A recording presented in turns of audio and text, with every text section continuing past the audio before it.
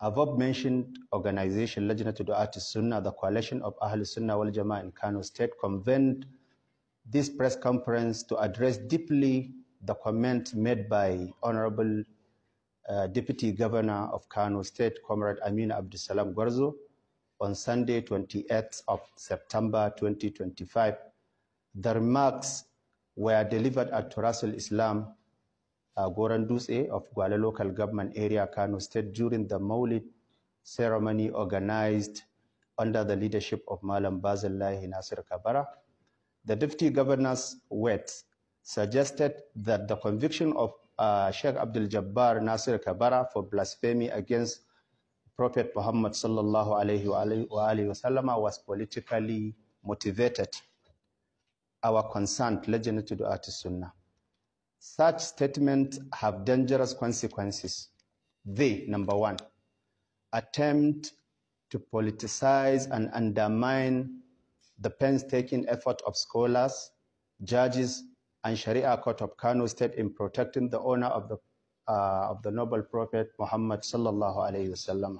Number two, they cast aspersions on the integrity of the judiciary and its presiding judge, which is unbecoming of any leader entrusted with public office. Number three, they raise unnecessary suspicion among the people, suggesting that government may be pursuing hidden agendas, such as paving the way to free Abdul Jabbar or to implicate other scholars like Sheikh Lawan Abubakar Shuaibu of Triumph with similar allegations. Our clarification: we, Lajnatul Du'at Sunnah, reaffirm that Abdul Jabbar openly made blasphemous statements against Prophet Muhammad sallallahu alayhi wa and publicly. Number two, he was granted full rights to defend himself before scholars from across Kano State. Number three, the Sharia Court provided him legal representation, ample opportunity to present evidence and fair hearing. Number three, his conviction was therefore lawful and rooted in justice, not politics.